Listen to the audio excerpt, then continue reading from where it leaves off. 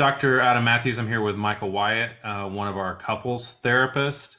And all this month, we are talking about affair recovery and how couples can rebuild trust and rebuild intimacy after an affair. And Micah, specifically, you wrote about rebuilding trust in a relationship. And so kind of my first question is, like, I think it's important to talk about what we mean when we talk about trust, because a lot of people, we want to get our terms right. Like, what does that actually mean? And so just what does it mean to you when we're talking about trust in a relationship? How would you define trust?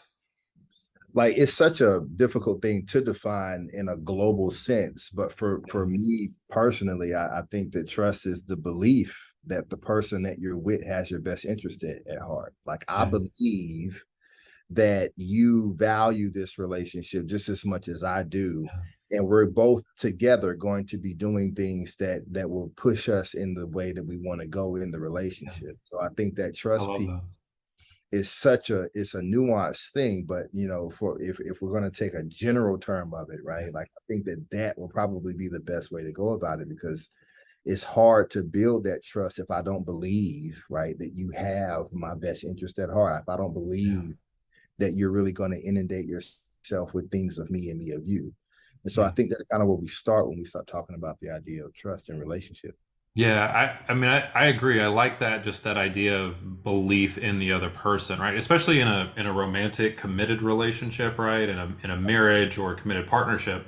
What we're saying is, do I have enough of a belief that you have my best interest at heart, that you're going to act in that best interest? Because that really does create that environment of safety that's so crucial for a relationship, which is why I think one of the things that makes an affair so difficult, right, is that is it contrary to that belief, right? It's hard to believe that you have my best interest at heart if you're going to go and have an affair that's outside of the boundaries that we've set Right. for that relationship.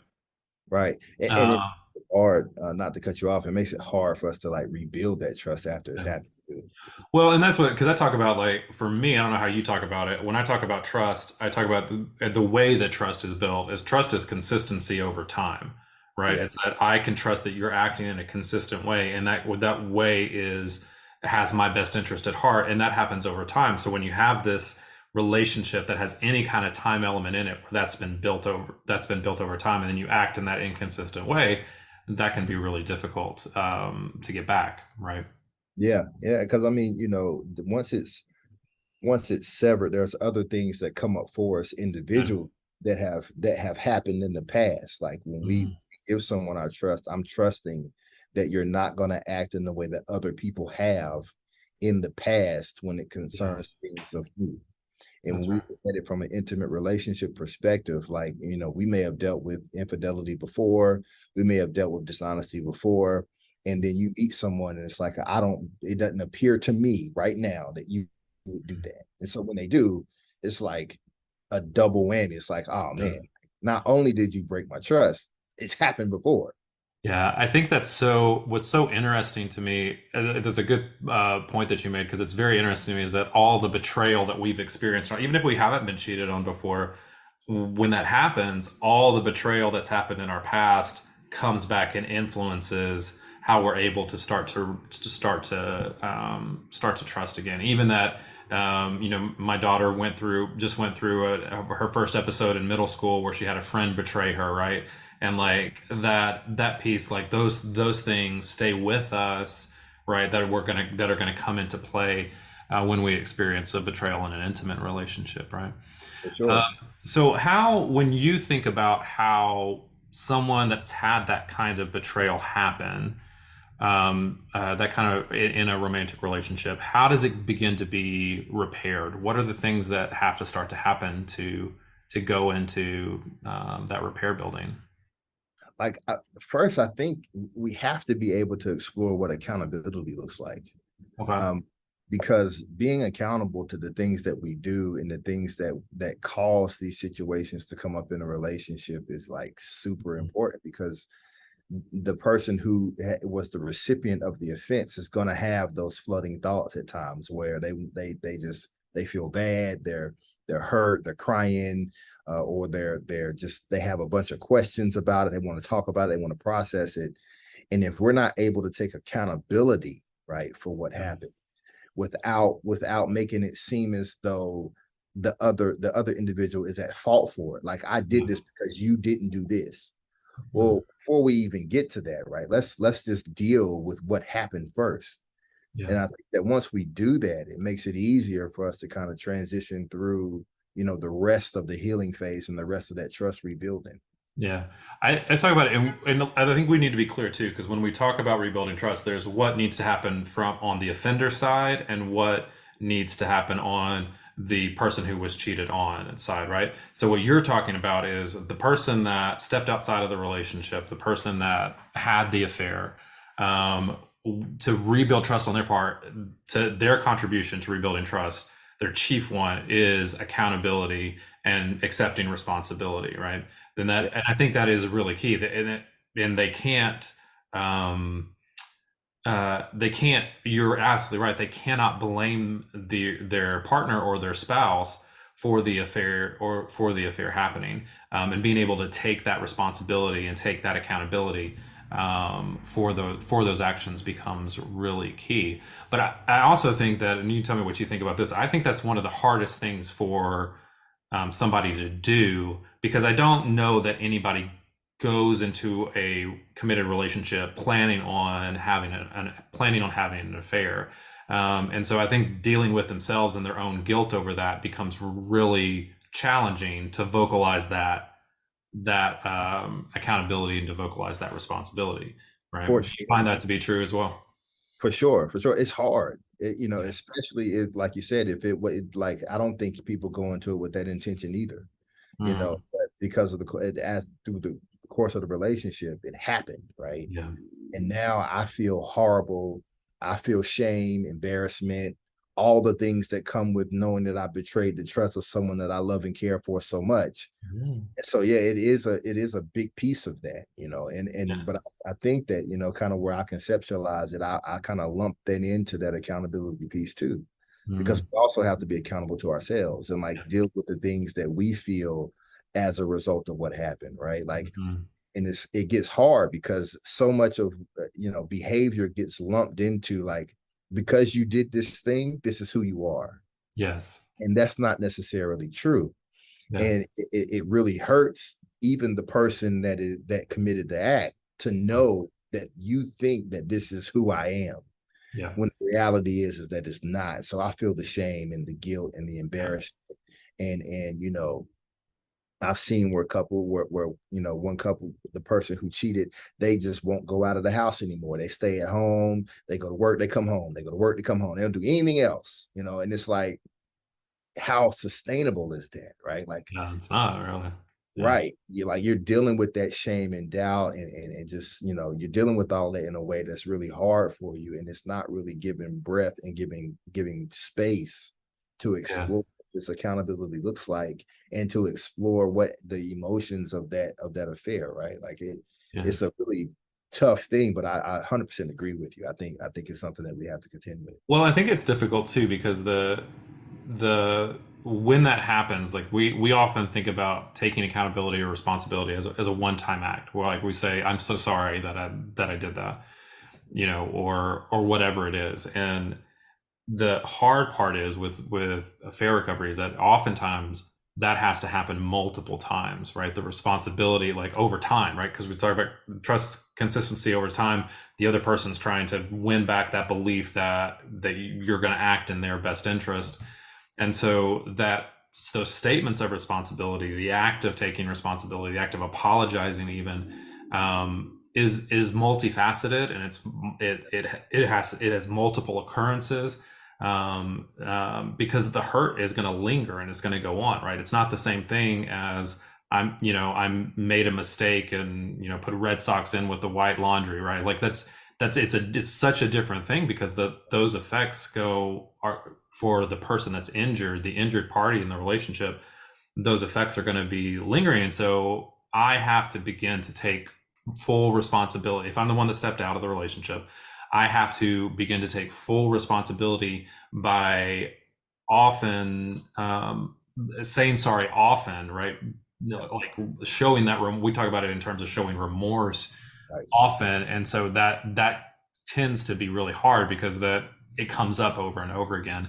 And I think too, like one of the things you talk about, I think in the blog too, is like getting in touch with that emotion piece of it.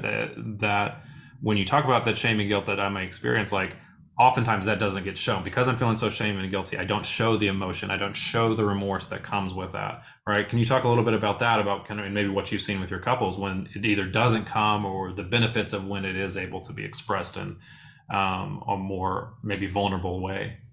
Yeah, like the emotional piece of it, it sometimes like it's a dual thing. Like on the one hand, it's like I don't deserve to feel. Mm, On the other hand, it's like I can't help but to feel. yeah. And so, one of the points that I make in the blog is allowing space and time. Like we Yeah. have to create space and time to explore these emotions on both Yes. sides, because if we don't, one person is gonna that those emotions are gonna lay dormant. And when Mm, they lay there, they grow and manifest and fester into other behaviors and actions that may not be conducive for pushing the relationship forward in the way that we wanted to go. yeah. And so being able to align ourselves with both sides of this emotional equation is going to be it's difficult and it's nuanced. But if we can create that space that says it's okay for you to feel, we want you to feel, we want to process what you feel because you have some feelings too. But Yeah. we also don't want to leave behind accountability in way of your feeling, Yeah. right? That's right. It's such a nuanced thing, but I think it's something that we have to do, creating emotional safety in those spaces and allowing that time and space to process those feelings is Mm. like in the blog post is number one. Yeah. Yeah. Yeah. Yeah. I think So yeah, I think that's important because it often doesn't. It often ends up in a fight, or it often ends up in right. a question of why. But creating that space and time, I think it's important to be able to express that, to get that out, to explore that, because otherwise, the person, the injured party, is just going to start thinking that that I don't feel, that I don't care, that I'm not remorseful. But I think those expressions of remorse have to happen in order for healing and trust to start to be rebuilt. Let's talk about it from the injured party's perspective. What do you think is the chief thing for them in rebuilding trust? Like we have to look at what forgiveness is going to look like for them. Mm, Like after we've processed with the actual events, we're going through the emotions of hurt, distrust, pain, mm, disbelief. Like I can't even believe that this happened. yeah. We have to begin to look at, well, if we're making the decision to remain in the relationship, which is one that we do have to make, what does that whole process of forgiveness look like for you? Like, Mm, what do you want it to look like? yeah. What would it take for them to what would they have to do to help rebuild that trust with you? Yeah. I mean, I like the idea of forgiveness. I think for most people that are, when they're in those type of situations, forgiveness can be really hard. And I think I would just, the only clarification I would give on that is that I think forgiveness, the process of forgiveness starts with clean boundaries, right? Yeah, And I think oftentimes the idea of forgiveness gets like, and I don't think you're saying this, but I just want to make sure people know that yeah, like sure. we're not talking about just, oh, they cheated on you and then you forgive them and everything's fine and we're moving on from it. I think their forgiveness is work, right? And it Yeah, takes that space and time to be able to do that. And I think that first, the first essence of that really has to do with being able to draw, like I talk about it in terms, I don't know how you talk about it with your couples, but in my couples I talk about it in terms of our boundaries in trust kind of come in, right, that my partner, when I fully trust them, gets to do things that you would never get to do, right?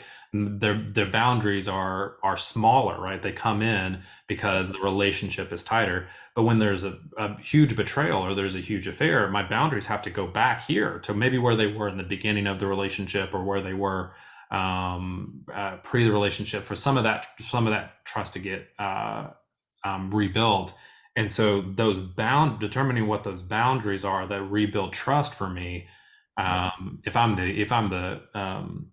The person that's been cheated on, it's important to kind of define those, because I don't think you tell me if you disagree with this, but I don't think forgiveness can happen unless I start to see the other not for forgiveness in terms of restoration of the relationship, right?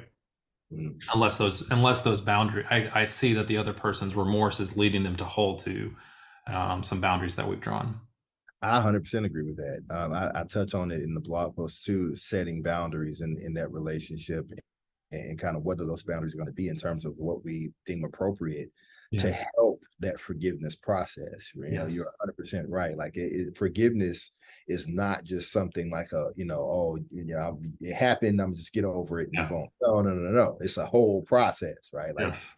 and as a part of that process, like much like what you were saying, Dr. Mathews, it does encompass this idea of setting these boundaries. Yeah. And what do these boundaries look like? What do I need to see in order to feel safe, Yes. feel secure, Mm. that we are on the same page to making this work and moving towards a level of progress where we can respect the boundaries that have been implemented. And Mm-hmm. talking about that with the couples that I see, this is a common conversation. And I let them know, like, the forgiveness is a process. It's not something that is just, why can't we just move on? Well, it's not that simple, Yeah. right? It's very nuanced, and we have to be willing and open, right? And this kind of goes back to point one. Like, we have to create space and time Yeah. to have conversations about the boundaries Mm. that would lead us to forgiveness. Yeah. So it's all kind of circular like that. I think that's well said, because I think that the one of the chief things that I think doesn't happen in affair recovery is that the conversations that happen around it are not always the best conversations. Again, or more, a better way to say it is that typically they're avoided, right? Because we don't want to talk about it. It's so painful. We don't know how to talk about it, maybe. But I think the two things that I'm taking away, and I know that you give a lot more, go into more detail and talk about some more tips on your blog post. But to me, that if we could get people to do two things. One is the person that stepped out, remorse, right? Accountability, responsibility on their part, and that's what they're communicating about and what's happening with them on that. And then for the other person, what it takes to kind of go back to forgiveness, starting with boundaries, right? Like, and recognizing that if they want to stay in the relationship. And I think we should acknowledge too that sometimes the hurt is too much and too deep, right? But if they want to stay in the relationship and want to work through it, then the path to forgiveness starts with boundaries, right? And it starts with like drawing those, what are the things that I need to see to begin to move toward a place of forgiveness and restoration there, right? And if you talk about those two things, then you're well on your way, right? We know that for the most part, people really need a couples therapist to help them to have those conversations, and can lead them there. So just an encouragement, if this is something that you're facing in your relationship, we want you to get into couples therapy. We have couples therapists available that are excellent couples therapists like Micah, who can really help you kind of work through that. But even if it's not with us, we want you to get connected to another couples therapist, because having somebody that helps you walk through these really heated conversations, this personal hurt that's happened in your relationship is really important. And to be able to give it the thing that we've talked about is giving it the space and time that it needs, because that rebuilding of trust does not happen overnight. It doesn't happen instantly. It doesn't even happen after one conversation. You can have one good conversation, but it's going to happen going forward. So, Micah, thanks for talking with us. Any final thoughts that you'd add here that you'd want people to kind of know about? Just like you said, if this is you, if you feel like if you've dealt with this before, please, seek some assistance in having those conversations where we can create space, right, to feel and to process and to move towards boundary setting, forgiveness, and the accountability pieces we talked about today. I concur with all of that, man. I appreciate you having me. Awesome. Well, if you are somebody that needs to schedule an appointment with us and would like to explore that, you can do so at Mathews Counseling. .net, and you can request an appointment in 2 minutes. And then we will have our care coordinator gets back with you and helps you find the best fit for you and with one of our therapists. All right. Thanks, Micah. All right, thank you.